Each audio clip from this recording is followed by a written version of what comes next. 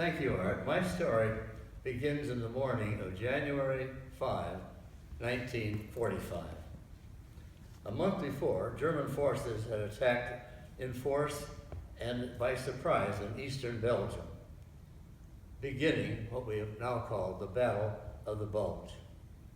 The 8th Air Force, composed of 4-engine heavy bombers, were down in England for about 2 weeks before they could begin to help support the troops in Belgium. And on Christmas Eve, we flew our first mission.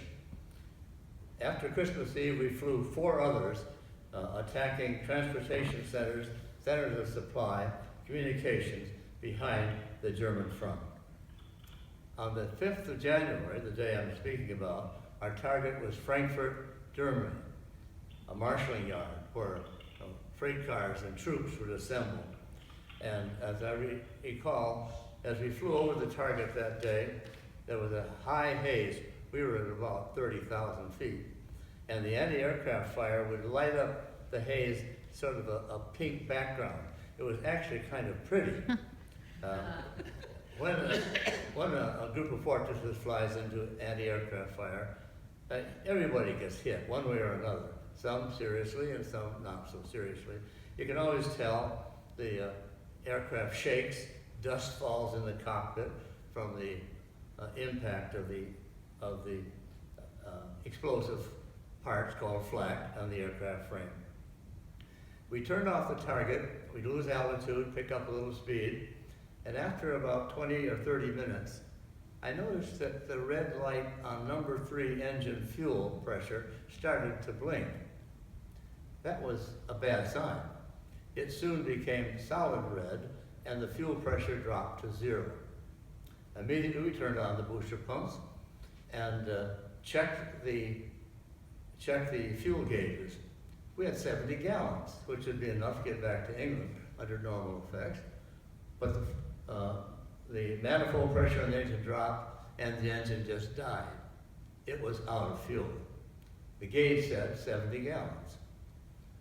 We feather the engine. That means stopping it. The blades line up with the air, and it doesn't windmill.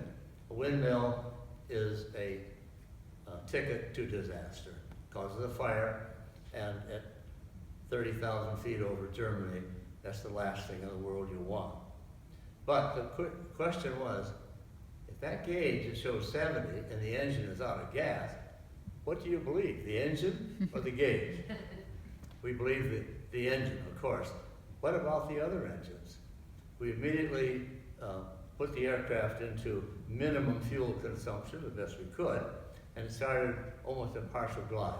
I phoned the leader and told him we had lost an engine and expected to lose others very shortly. Would we have permission to leave the formation? He immediately gave us that, and that's the last he heard of us.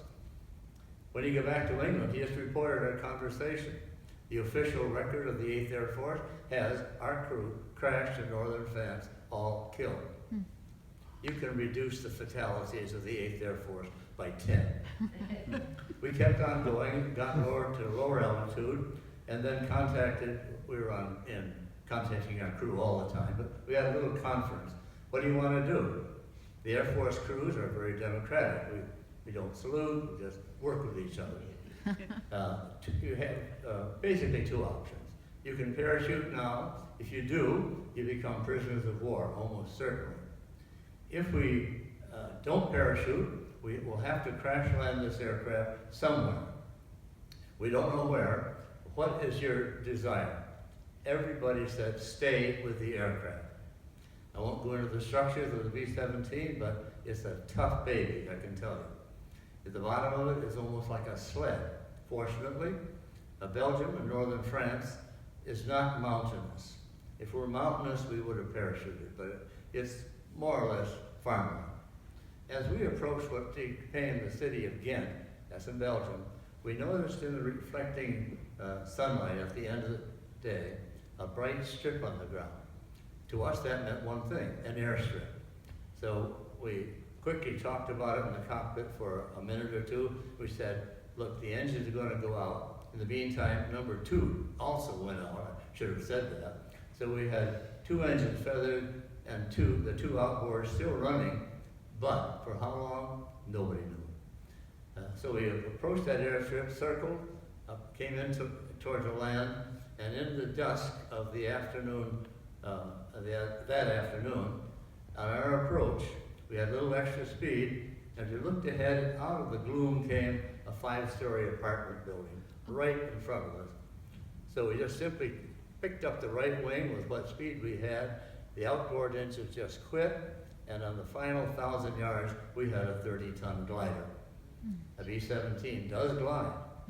And we touched down about the middle of that strip and went sailing off on the end for about a mile through a Belgian swamp. Trees, bushes, mud, water splashing up all over the place.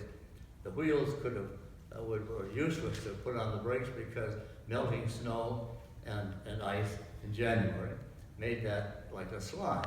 And so the wheels locked and slid, and we went tearing along. Finally, at the end, we heard a big crunch, and up we went. The nose crunched in, and the tail settled slowly back. And we then evacuated really fast. The danger, of course, is fire. But with not much fuel, that's a secondary danger. But tanks had fuel vapor in them, they could have exploded. But we had a happy reunion on the next to the aircraft, in time to look up and see another fortress repeating exactly what we did. Their right wing went up over our left wing, and we had 2 fortresses in the mud. Our aircraft was given to us that morning by the chief engineer of the squadron. He said, "We're giving you a brand new airplane. It just came over from the States."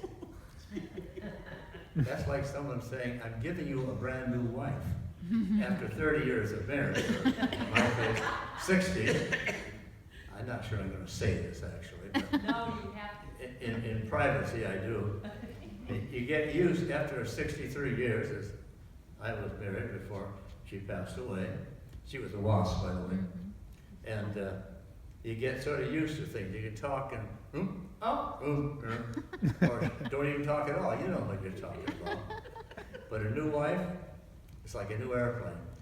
They look alike, they are built alike, but they don't fly alike. And in our case, we had one that had an inoperable fuel gauges.